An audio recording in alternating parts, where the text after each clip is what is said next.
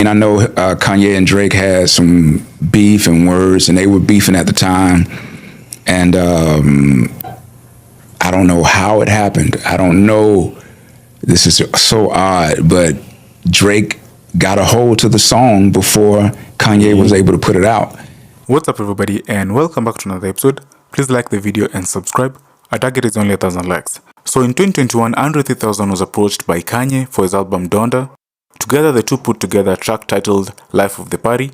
However, the song never made the final cut of the album as the two rappers were not able to come to an agreement on censorship. At the time, Kanye was adamant not including swear words on the record, while Andre's verse included profanities. Andre was unwilling to cut out the vulgarity as he felt the verse would lose impact. So the song was left out of the album, though eventually being included in the record's deluxe edition after it was leaked. Andre revealed recently that Drake, who was beefing with Kanye at the time, had a part to play in the song's release. The Kanye song, that subject matter, like I knew he was working on this album called Donda. And I knew he had lost his mom just like I lost my mom. So I knew that subject matter better than anyone. And it's hard to explain to anyone, like until you lose a parent, you can't even explain it to anyone. So when he said, hey, I want to play this album for you, he played me the whole Donda album. He actually sent it to me and said, give me your opinions on these songs, give me your comments. And I actually listened to the whole album and gave notes on, what I felt about the songs. He took them in how he would, and he said, yeah, man, I'd like you to contribute to this album.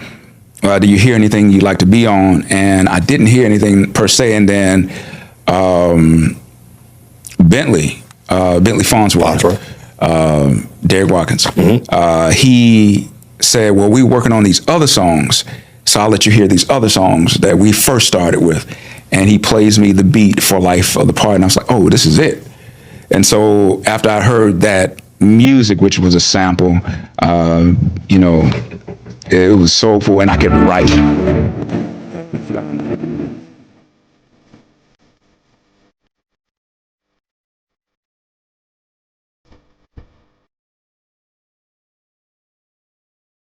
I felt like something that was speaking to his mother. I don't know, would be awesome. And so I kind of just had the approach of knowing that his mother and my mother, if you believe in the Bible and, heaven and all that kind of stuff, that they were possibly in the same place. And so I was speaking as if I'm speaking to his mom to tell a message to my mom. So it was, this kind of, this messaging third party situation. Just that song opened it up for me to be able to say things that I couldn't have said without Kanye. So his strength of asking me to be on the album got me to speak more about that, because I never would have wrote that verse. And then unfortunately it sort of was leaked. It became a pawn in some broader thing. Unfortunately, the history of it now, I know Kanye and Drake had some beef and words, and they were beefing at the time. And I don't know how it happened. I don't know. This is so odd, but Drake got a hold to the song before Kanye was able to put it out. And Drake released it on his radio show. Like, he just put it out. And I was like, whoa. Given how personal that verse was to you, did you consider that an affront, or were you just like, beef is beef? Yeah, because they were kind of going at it. And I actually didn't understand why he did it. I don't know because what people don't know too is that at that point, Kanye and I weren't really in agreement of how the song would be released. So I'm not sure if he was going to even come out. I see. So I don't know if Drake found out the song was not going to come out and was just saying, well, I'm going to put it out, because it was a thing about Kanye was at a point in his life where he didn't want any curse words on the album. Right. And I said, yeah, I'm cool with it, man. Yeah, I'm totally fine with no curse words, but take me off the song, because I'd written it a certain way. Like you said early on, you're like, I don't make clean versions. Correct. Yeah, but and I was cool with beat versions, but I said you have to put the dirty version out too. Right. And he, at that point, he didn't want to put a dirty version out. He said, I told my daughter that I would not have any curse words on this album. And I was like, hey, man, say no more, man, the kids, for sure. So just take me off. And we weren't in agreement on how the song would come out. Finally, Drake puts it out.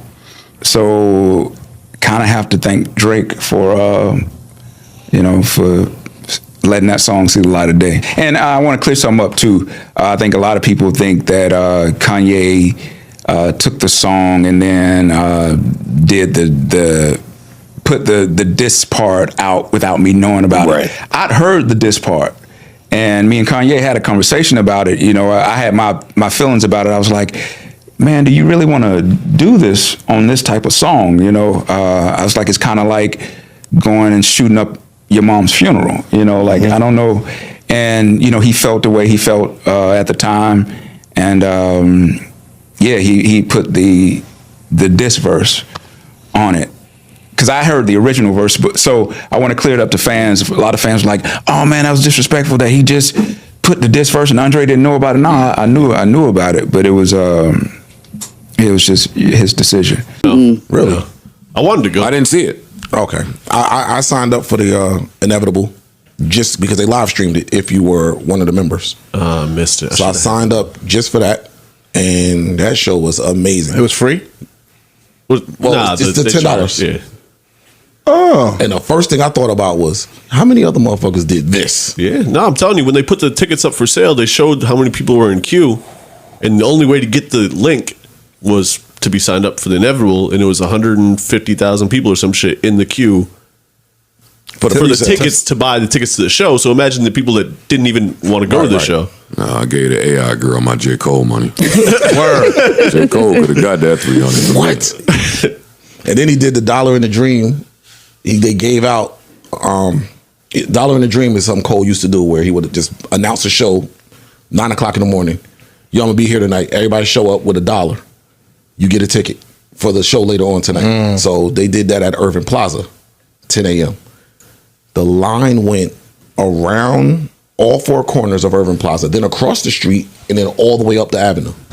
Wow. And nobody got robbed. No, I ain't seen nobody get robbed. J. Cole's a peaceful brother. Yeah. That ain't the place for that to happen at. Yeah. But the show itself was amazing. He had to open the DJ, warm the crowd up. But he came out, he went through the whole album, mixtape cuts, feature cuts, didn't bring anybody out, just smoked it himself.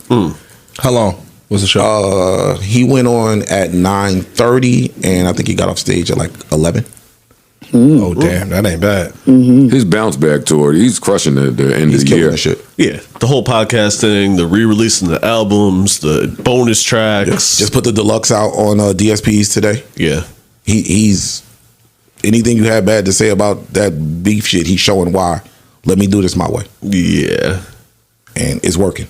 It is. Salute, man. Changed that conversation about him completely. Yeah. Niggas they just forgot him, kept him out of that shit now. I see why. I think everybody sees why he stood out, right? Yes. Yeah, absolutely. In hindsight, it makes all the sense in the world. I mean, just people wanted him to be messy. Messy and a competitor in that. They wanted you to start mudslinging and all that bullshit. And he's like, nah, I'm cool. I just want to rap. If y'all gonna go personals, I don't want to do that. We know you like mud pies, my nigga. We know.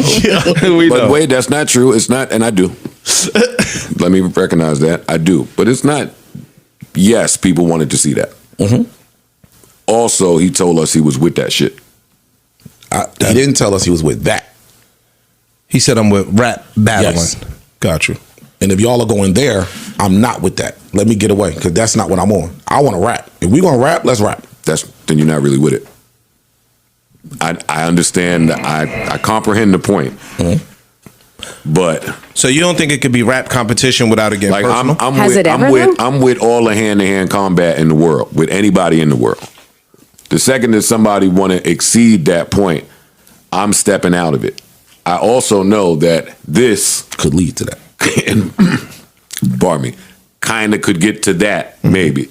So, yes, I respect his opinion. I don't want to participate in that shit show that y'all are doing. But unfortunately, sometimes the sheer competitiveness of MCs can lead to that or much worse. Shit, and it was death back in the day. It's probably still It's still death. It's death is probably in death. that today. So I mean, I get the point, and I agree with his decision making in hindsight. And I'm cool with to him. I'm cool with y'all. So I don't have the hatred there to take it there with y'all. Now, that's not to say maybe it's somebody out there that he really don't like, that if it got there, I'm willing to go there with you. But Yeah. I don't want to do this with And you. I think somebody spoke to him and said, "Yo, This shit about to get ugly. You might want to. yeah, but move out the way and Yeah. stop making it look like you picking a side, because it looked like you picking a side, and I'm about to start taking it like that." I think somebody may have had that talk with him, worded differently. I don't know, but boy, what a way to clean a year. What a way to close the year, especially when all other rappers are obsolete. True. Music seemed a little obsolete for me anyway. Hip hop. Or just Yeah. everything.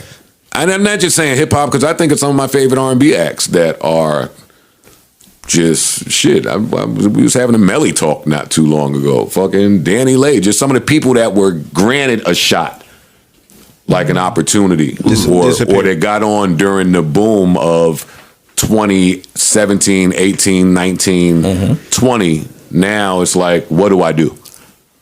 It's different, man. COVID came and changed a lot of shit. A lot of people spent money, invested money, and now that all that dried up, ain't nobody trying to spend no money.